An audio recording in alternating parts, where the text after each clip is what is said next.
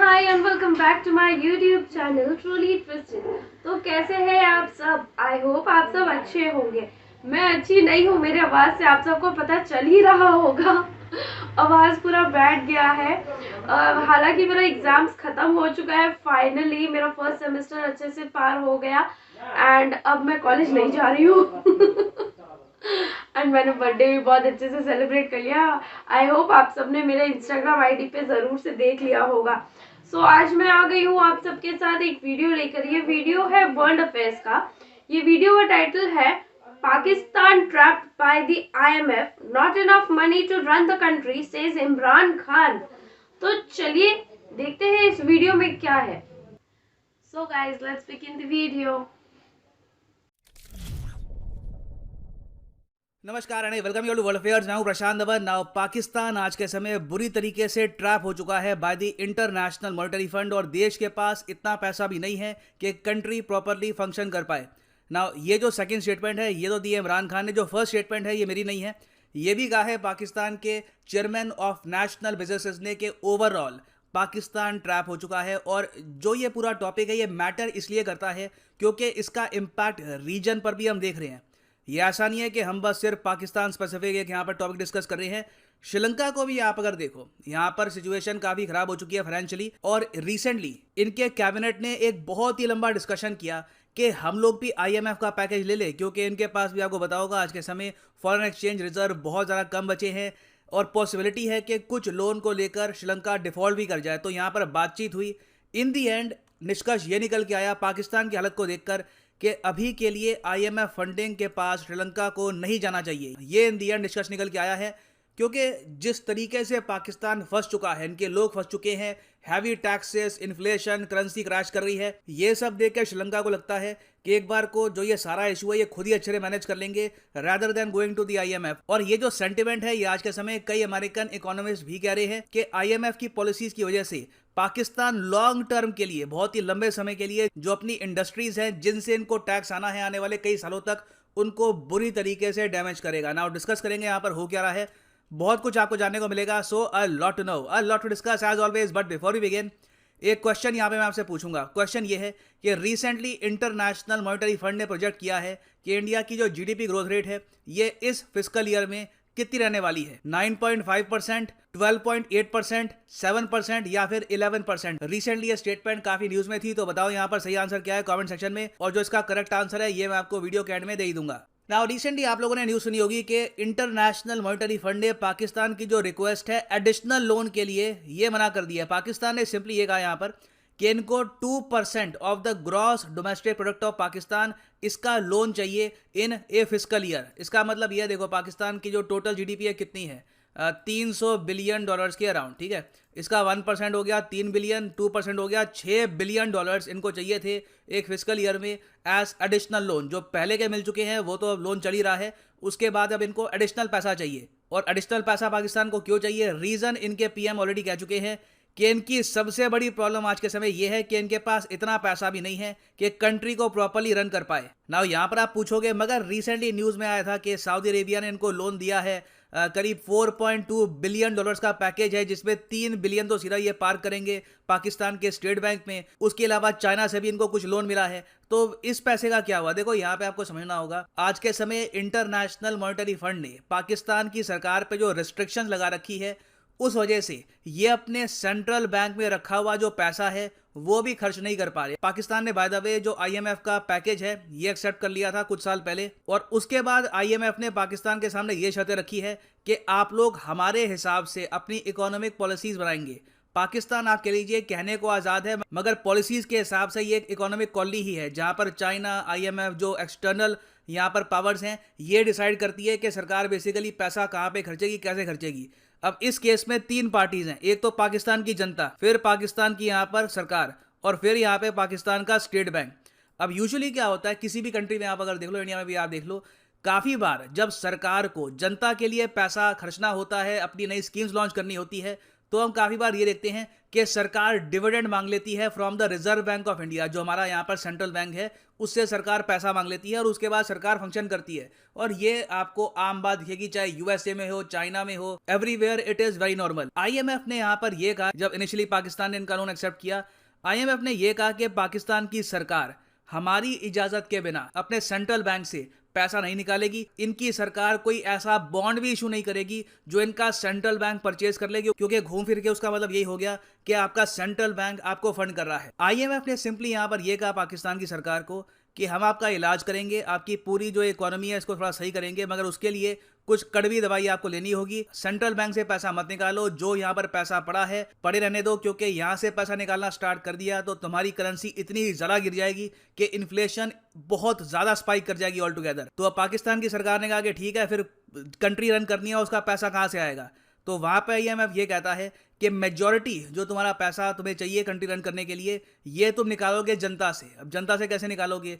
Taxes लगाकर। और since Pakistan में जो मेजॉरिटी पॉपुलेशन है ये डायरेक्टली टैक्स देती नहीं है, तो घूम फिर के जो ये टैक्स की गाज है ये गिरती है पाकिस्तान की इंडस्ट्री पर, जो ऑलरेडी काफ़ी फ्रेजाइल है, काफ़ी वीक है। तो अब उन लोगों को एडिशनल टैक्स पे करने पड़ रहे हैं। तो ये एक ट्रैप आईएमएफ का जहां पर पाकिस्तान फंस चुका है। पाकिस्तान ने यहाँ पर यह कहा कि हमको $6 बिलियन एडिशनल लोन दे दो, कंट्री को रन करने के लिए पैसा चाहिए।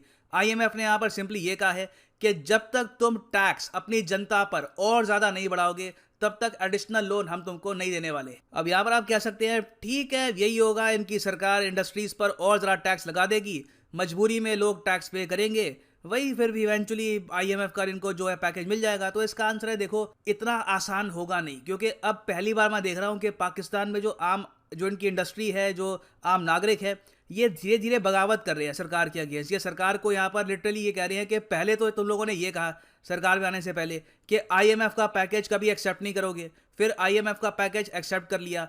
फिर अब देखो, पाकिस्तान के साथ मैं ये कहूँगा एक ख़राब चीज़ ये हो गई कि कोविड-19 पैंडेमिक आ गया। पहला आईएमएफ का पैकेज लिया, इन्होंने कैलकुलेशन ये करी थी एक पैकेज लेंगे उसके बाद सिचुएशन ठीक हो जाएगी, मगर फिर आया कोविड-19 पैंडेमिक। कोविड-19 पैंडेमिक में सरकार की जो अर्निंग है बुरी तरीके से हिट हुई, क्योंकि इंडस्ट्री काफ़ी जगह बैठ गई थी। मगर जो आम आदमी है वो तो सिंपली यहाँ पर ये देखेगा कि मेरे लीडर ने ये कहा था कि मैं आईएमएफ का लोन नहीं लूंगा, फिर लोन लिया, अब जनता पे लग रहे हैं बहुत ज़्यादा एडिशनल टैक्स। तो ये देखते हुए मेरे हिसाब से आने वाले कुछ महीनों में पाकिस्तान में एक फ्यूल क्राइसिस भी खड़ा हो सकता है, क्योंकि अब क्या हो रहा है, जो इनके पेट्रोल रिटेलर्स हैं, जो लोकल लेवल पर जो पेट्रोल पंप्स पे लोग पेट्रोल बेचते हैं, वो लोग कह रहे हैं कि ये बहुत ही बड़े स्केल पर हड़ताल कर देंगे, क्योंकि इनके जो प्रॉफिट मार्जिन है बहुत ज़्यादा कम हो गए हैं, ये लोग अपना बिजनेस प्रॉपरली चला नहीं पा रहे। और अगर मान लो ऐसी स्ट्राइक हो जाती है, पॉसिबिलिटी है कि या तो पाकिस्तान की आर्मी को यहाँ पर बीच में आना होगा और लिटरली फोर्स करना होगा इन सब लोगों को कि वापस काम पे लगो, या फिर पाकिस्तान कई हफ्तों के लिए ऑल टुगेदर रुक सकता है because of a fuel crisis. उसके अलावा आप अगर देखो तो पाकिस्तान का सिंस जो टोटल डेट है ये अब 50 ट्रिलियन के ऊपर पहुंच चुका है, 50 ट्रिलियन रुपीस के ऊपर पहुंच चुका है। तो इसका मतलब ये है कि कल को ये लोग बॉन्ड इशू करते हैं, ओपन मार्केट में जाते हैं बाकी किसी और सोर्स से लोन लेने के लिए, तो वहां से भी लोन नहीं मिलने वाला, क्योंकि कंट्रीज ये कहेंगी कि ऑलरेडी आपकी लायबिलिटीज बहुत ही ज्यादा हाई है, हम रिस्क नहीं लेना चाहते आपको यहाँ पर लोन देकर। अब यहाँ पे आप कहोगे 50 ट्रिलियन रुपीज, ये इंडियन रुपीज है पाकिस्तानी रुपीज? पाकिस्तानी रुपीज की मैं बात कर रहा हूँ।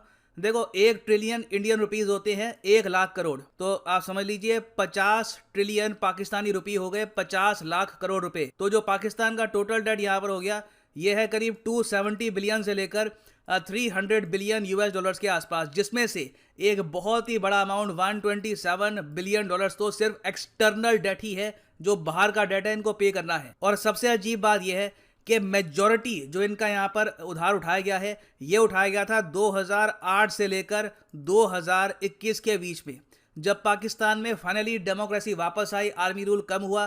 तो अब क्या है कि यहाँ के जो लोग हैं पाकिस्तान के लोग ये भी बात कर रहे हैं कि शायद इन दी एंड मिलिट्री रूल ही पाकिस्तान के लिए बेस्ट है। अगर मिलिट्री इकोनॉमी संभाल लेती है तो फिर भी सिचुएशन काफ़ी हद तक कंट्रोल में रहेगी, क्योंकि इनके यहाँ चाहे कोई भी पावर में रहे, इमरान खान, नवाज शरीफ, करप्शन कम नहीं होता। और अब सिचुएशन ऐसी बन गई है कि पाकिस्तान का एग्जाम्पल लेकर ना लोग एक्चुअली सीख रहे हैं, बाकी कंट्रीज भी सीख रही हैं, और इवन जो इकोनॉमिस्ट है दूसरी कंट्रीज के वो भी सीख रहे हैं। अब रिसेंटली आप अगर देखो तो अमेरिकन इकोनॉमिस्ट हैं बहुत ही फेमस डॉक्टर लैफर, इन्होंने ये कहा है कि आईएमएफ की जो पॉलिसीज है ना आज के समय, ये एक्चुअली डैमेज कर रही है पाकिस्तान की इकोनॉमी को, क्योंकि अब क्या हो रहा है कि पाकिस्तान की जो भी इंडस्ट्री है, चाहे टोबैको इंडस्ट्री है या फिर मैन्युफैक्चरिंग सेक्टर है, वहाँ पर सरकार IMF के प्रेशर की वजह से इतना टैक्स डाल देगी कि वो इंडस्ट्रीज रीजन में compete करने लायक बचेगी नहीं।